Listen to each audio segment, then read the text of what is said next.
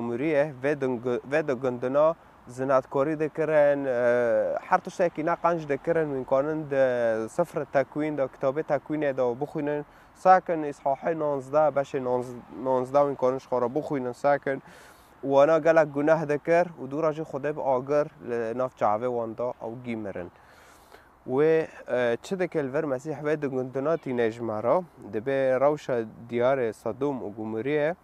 و جیه و باجاری چهتر به کجان باجاری ونه پیوا خدا قبول نکرنه ونه شاگرد مسیح چون باوان و جرا حوال دان وانجی گام ناخازن و گوه خو ندان سروان او باجارنا دبه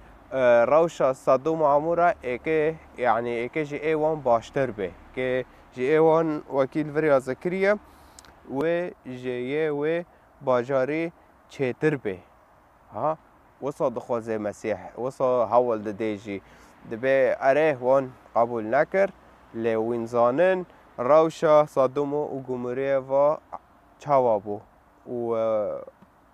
اف د باجارنا گندنا اکه جه و باجارنه ونه و قبول نکرنه اکه چهتر به این روشا که چهتر به یعنی بیمان اکه جوه خرابتر به وامزانن صدوم و عموره و د گندنا باجار بون گند بون او گلک زور هات سروانا و خدان با آگر لسروان دا فایکه هینجوه خرابتر به و اره هاوسا یعنی ایرو تا مسیح تقبل نکر سر جیانا خو مشکلات گلک مزن جیانا تارا دبیت وقتا خلاره نده تهره لمسیح بگاره هر خدان بگاره بان خدان که به ریه راست پیشه بکه مسیح به ریه الممینه پرسیتا چه بون وره باما امه برسوه پرسیتا بدن کتاب انجیل دخوازه تکانه بخوازه سرخواست تکانه شما را بشینه از کانم کتابش را بشینم به کردی های فارسی انگلیسی ترکی عربی های هر زمانی که های تا کجان زمانی باش فهم دکه همه ویب دادن فتبیت لریا خدان تا بگره تلیکولینک مزن چه که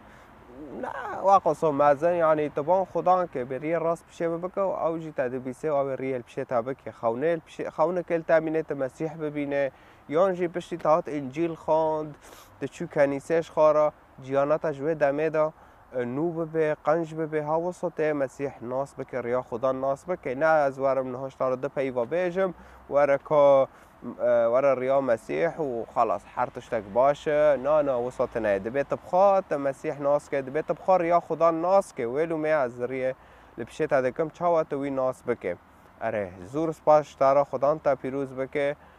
و امه هفته ببینن